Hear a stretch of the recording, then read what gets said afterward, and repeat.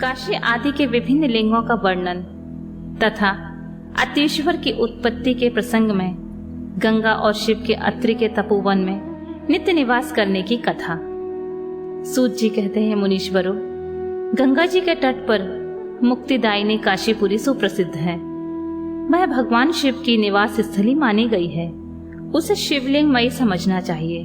इतना कहकर सूत जी ने काशी के अभिमुक्त कृतिवासेश्वर, तिलभाणेश्वर, दशाश्रम मेघ आदि और गंगा सागर आदि के संगमेश्वर, भूतेश्वर, नारीश्वर, बटुकेश्वर, पूरेश्वर, सिद्धनाथेश्वर, दूरेश्वर, श्रृंगरेश्वर, वैद्यनाथ, जयप्तेश्वर, गोपेश्वर, रंगेश्वर, बामेश्वर, नागेश, कामेश, बिमलेश्वर, प्रयाग के ब्रह्मोश्वर, सोमेश्वर, भरद्वाजेश्वर, शूलकटेश्वर, माधवेश तथा अयोध्या के नागेश आदि अनेक प्रसिद्ध शिवलिंगों का वर्णन करके अतीश्वर की कथा के प्रसंग में यह बतलाया कि अत्रि पत्नी अनुसुईया पर कृपा करके गंगा जी वहां पधारी। अनुसुईया ने गंगा जी से सदा वहां निवास करने के लिए प्रार्थना की। तब गंगा जी ने कहा, अनुसुईये, यदि तुम 1 वर्ष तक की हुई शंकर जी की पूजा और पति सेवा का फल मुझे दे दो तो मैं देवताओं का उपकार करने के लिए यहाँ सदा स्थित रहूंगी। पतिव्रता का दर्शन करके मेरे मन को जैसी प्रसन्नता होती है वैसे दूसरे उपायों से नहीं होती। सती अनुसुईये, यह मैंने तुमसे सच्ची बात कही है। पतिव्रता स्त्री का दर्शन करने से ही मेरे पापों का नाश हो जाता है और मैं विशेष शुद्ध हो जाती हूँ, क्योंकि पतिव्रता नारी पार्वती के समान पवित्र होती है। अतः यदि तुम जगत का कल्याण करना चाहती हो और लोकहित के लिए मेरी मांगी हुई वस्तु मुझे देती हो तो मैं अवश्य यहाँ स्थिर रूप से निवास करूंगी। सूत जी कहते हैं, मुनियों, गंगा जी की यह बात सुनकर अनुसुईया ने वर्ष भर का सारा पुण्य उन्हें दे दिया। अनुसुईया के पतिव्रत संबंधी उस महान कर्म को देखकर भगवान महादेव जी प्रसन्न हो गए और पार्थिव लिंग से तत्काल प्रकट हो उन्होंने साक्षात दर्शन दिया। शंभु बोले, साध्वी अनुसुईये, तुम्हारा यह कर्म देखकर मैं बहुत प्रसन्न हुआ हूँ। प्रिय पतिव्रते, वर मांगो, क्योंकि तुम मुझे बहुत प्रिय हो। उस समय वे दोनों पति पत्नी अद्भुत सुंदर आकृति एवं पंचमुख आदि से युक्त भगवान शिव को वहां प्रकट हुआ देखकर बड़े विस्मय हुए। उन्होंने हाथ जोड़कर नमस्कार और स्तुति करके बड़े भक्ति भाव से भगवान शंकर का पूजन किया। फिर उन लोक कल्याणकारी शिव से कहा, देवेश्वर, यदि आप प्रसन्न हैं और जगदम्बा गंगा भी प्रसन्न हैं, तो आप इस तपोवन में निवास कीजिए और समस्त लोगों के लिए सुखदायी हो जाइए। तब गंगा और शिव दोनों ही प्रसन्न हो उस स्थान पर जहां वे ऋषि शिरोमणि रहते थे प्रतिष्ठित हो गए। इन शिव का नाम वहां अत्रीश्वर हुआ। ऋषिका पर भगवान शिव की कृपा। एक असुर से उसके धर्म की रक्षा करके उसके आश्रम में नंदकेश नाम से निवास करना और वर्ष में 1 दिन गंगा का भी वहां आना। तदनंतर श्री सूत जी ने जब बहुत से शिवलिंगों की कथा प्रसंग सुना दिए, तब ऋषियों ने पूछा, महामते सूत जी, वैशाख शुक्ल सप्तमी के दिन गंगा जी नर्मदा जी में कैसे आईं, इसका विशेष रूप से वर्णन कीजिए। वहां महादेव जी का नाम नंदकेश्वर कैसे हुआ, इस बात को भी प्रसन्नता पूर्वक बतलाइए। सूत जी ने कहा, महर्षियों, एक ब्राह्मणी थी जिसका नाम ऋषिका था। वह किसी ब्राह्मण की पुत्री थी और ब्राह्मण को ही विधि पूर्वक ब्याही गई थी। विप्रवरो, यद्यपि वह दुज पत्नी उत्तम व्रत का पालन करने वाली थी, तथापि अपने पूर्व जन्म के किसी अशुभ कर्म के प्रभाव से बाल वैधव्य को प्राप्त हो गई। तब वह ब्राह्मण पत्नी ब्रह्मचर्य व्रत का पालन करने में तत्पर होकर पार्थिव पूजन के लिए अत्यंत कठोर तपस्या करने लगी। उस समय अवसर पाकर मूढ़ नाम से प्रसिद्ध एक दुष्ट और बलवान असुर, जो बड़ा मायावी था, कामवाण से पीड़ित होकर वहां आया। उस अत्यंत सुंदरी कामनी की तपस्या करती देखकर वह असुर उसे नाना प्रकार के लोभ दिखाता हुआ उसके साथ संभोग करने की याचना करने लगा। मुनीश्वरों, परंतु उत्तम व्रत का पालन करने तथा शिव के ध्यान में तत्पर रहने वाली वह साध्वी नारी काम भाव से उस पर दृष्टि न डाल सकी। तपस्या में लगी हुई उस ब्राह्मणी ने उस असुर का सम्मान नहीं किया, क्योंकि वह अत्यंत तपोनिष्ठ और शिव ध्यान परायणा थी। उस कुशांगी युवती से तिरस्कृत हो उस दैत्यराज मूढ़ ने उसके ऊपर क्रोध प्रकट किया, फिर अपना विकट रूप उसे दिखाया। उसके बाद उस दुष्टात्मा ने भयदायक दुर्वचन कहा और उस ब्राह्मण पत्नी को बारंबार त्रास देना आरंभ किया। उस समय वह उसके भय से थर्रा उठी और अनेक बार स्नेह पूर्वक शिव शिव की पुकार करने लगी। उस दुष्ट पत्नी ने भगवान शिव का पूर्णतः आश्रय ले रखा था। शिव का नाम जपने वाली वह नारी अत्यंत विहल हो अपने धर्म की रक्षा के लिए भगवान शंभु की शरण में गई। तब शरणागत की रक्षा, सदाचार की प्रतिष्ठा तथा उस ब्राह्मणी को आनंद प्रदान करने के लिए भगवान शिव वहां प्रकट हो गए। भक्त वत्सल परमेश्वर शंकर ने उस काम विहल दैत्यराज मूढ़ को तत्काल भस्म कर दिया और ब्राह्मणी की ओर कृपा दृष्टि से देखकर भक्त की रक्षा के लिए दत्तचित होकर कहा, वर मांगो। महेश्वर का यह वचन सुनकर उस साध्वी ब्राह्मण पत्नी ने उसके उस आनंदजनक मंगलमय स्वरूप का दर्शन किया। फिर सबको सुख देने वाले परमेश्वर शंभु को प्रणाम करके शुद्ध अंतःकरण वाली उस साध्वी ने हाथ जोड़कर मस्तक झुकाकर उनकी स्तुति की। ऋषिका बोली, देवाधिदेव महादेव, शरणागत वत्सल, आप दीन बंधु हैं, भक्तों की सदा रक्षा करने वाले ईश्वर हैं। आपने मूढ़ नामक असुर से मेरे धर्म की रक्षा की है, क्योंकि आपके द्वारा वह दुष्ट असुर मारा गया है। ऐसा करके आपने संपूर्ण जगत की रक्षा की है। अब आप मुझे अपने चरणों की परम उत्तम एवं अन्य भक्ति प्रदान कीजिए नाथ। यही मेरे लिए वर है, इससे अधिक और क्या हो सकता है। प्रभु महेश्वर, मेरी दूसरी प्रार्थना भी सुनिए। आप लोगों के उपकार के लिए यहाँ सदा स्थित रहिए। महादेव जी ने कहा, ऋषिके, तुम सदाचारिणी और विशेषतः मुझ में भक्ति रखने वाली हो। तुमने मुझसे जो जो वर मांगे हैं वे सब मैंने तुम्हें दे दिए। ब्राह्मणों, इसी बीच में श्री विष्णु और ब्रह्मा आदि देवता वहां भगवान शिव का आविर्भाव हुआ जानकर हर्ष भरे हुए आए और अत्यंत प्रेम पूर्वक शिव को प्रणाम करके उन सब ने उनका भली भांति पूजन किया। फिर शुद्ध हृदय से हाथ जोड़कर मस्तक झुकाकर उनकी स्तुति की। उसी समय साध्वी देवनदी गंगा उस ऋषिका से उसके भाग्य की सराहना करती हुई प्रसन्नचित होकर यूं बोली, ऋषिके, वैशाख मास में एक दिन यहाँ रहने के लिए मुझे भी तुम्हें वचन देना चाहिए। उस दिन मैं भी इन तीर्थों में निवास करना चाहती हूँ। सूत जी ने कहा, महर्षियों, गंगा जी की यह बात सुनकर उत्तम व्रत का पालन करने वाली सती साध्वी ऋषिका ने लोकहित के लिए प्रसन्नता पूर्वक कहा, बहुत अच्छा, ऐसा हो। भगवान शिव ऋषिका को आनंद प्रदान करने के लिए अत्यंत प्रसन्न हो उस पार्थिव लिंग में अपने पूर्ण अंश से विलीन हो गए।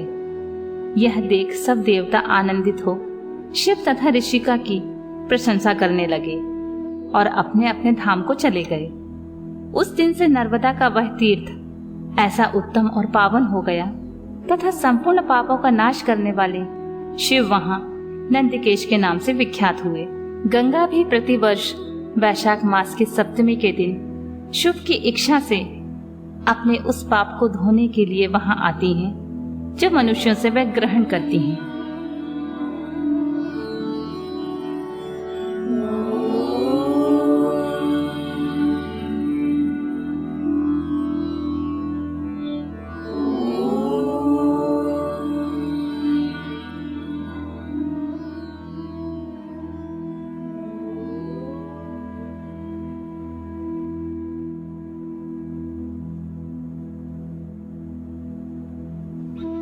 अध्याय प्रथम ज्योतिर्लिंग सोमनाथ के प्रादुर्भाव की कथा और उसकी महिमा।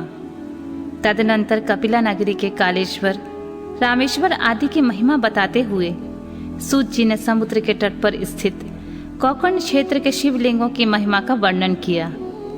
फिर महाबल नामक शिवलिंग का अद्भुत महात्म सुनाकर अन्य बहुत से शिवलिंगों की विचित्र महात्म कथा का वर्णन करने के पश्चात ऋषियों के पूछने पर वे ज्योतिर्लिंगों का वर्णन करने लगे। सूत जी बोले, ब्राह्मणों, मैंने सदगुरु से जो कुछ सुना है वह ज्योतिर्लिंग का महात्म तथा उनके प्राकट्य का प्रसंग अपनी बुद्धि के अनुसार संक्षेप में ही सुनाऊंगा। तुम सब लोग सुनो। मुने, ज्योतिर्लिंगों में सबसे पहले सोमनाथ का नाम आता है, अतः पहले उन्हीं के महात्म को सावधान होकर सुनो। मुनीश्वरों, महामना प्रजापति दक्ष ने अपनी अश्विनी आदि 27 कन्याओं का विवाह चंद्रमा के साथ किया था। चंद्रमा को स्वामी के रूप में पाकर वे दक्ष कन्याएं विशेष शोभा पाने लगी तथा चंद्रमा भी उन्हें पत्नी के रूप में पाकर निरंतर सुशोभित होने लगे। उन सब पत्नियों में जो रोहिणी नाम की पत्नी थी, एकमात्र वही चंद्रमा को जितनी प्रिय थी उतनी दूसरी कोई पत्नी कदापि प्रिय नहीं हुई। इससे दूसरी स्त्रियों को बड़ा दुख हुआ। वे सब के सब अपने पिता की शरण में गईं। वहां जाकर उन्होंने जो भी दुख था उसे पिता से निवेदन किया। द्विजो, वह सब सुनकर दक्ष भी दुखी हो गए और चंद्रमा के पास आकर शांतिपूर्वक बोले, कलानिधे, तुम निर्मल कुल में उत्पन्न हुए हो। तुम्हारे आश्रय में रहने वाली जितनी स्त्रियां हैं उन सब के प्रति तुम्हारे मन में न्यूनाधिक भाव क्यों है? तुम किसी को अधिक और किसी को कम प्यार करते हो। अब तक जो भी किया सो किया, आगे अब ऐसा नहीं करना। ऐसा विषमता पूर्वक बर्ताव तुम्हें नहीं करना चाहिए, क्योंकि उसे नरक देने वाला बताया गया है। सूत जी कहते हैं, महर्षियों, अपने दामाद चंद्रमा से स्वयं ऐसी प्रार्थना करके प्रजापति दक्ष घर को चले गए। उन्हें पूर्ण निश्चय हो गया कि अब आगे ऐसे नहीं होगा, पर चंद्रमा ने प्रबल भावी भाव से विवश होकर उनकी बात नहीं मानी। वे रोहिणी में इतने आसक्त हो गए थे कि दूसरी किसी पत्नी का कभी आदर नहीं करते थे। इस बात को सुनकर दक्ष दुखी हो फिर स्वयं आकर चंद्रमा को उत्तम नीति से समझाने तथा न्यायोचित बर्ताव के लिए प्रार्थना करने लगे। दक्ष बोले, चंद्रमा, सुनो, मैं पहले अनेक बार तुमसे प्रार्थना कर चुका हूँ, फिर भी तुमने बात नहीं मानी, इसलिए आज शाप देता हूँ कि तुम्हें क्षय का रोग हो जाए।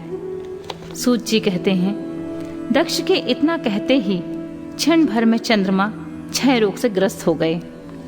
उनके क्षीण होते ही उस समय सब और महान हाहाकार मच गया।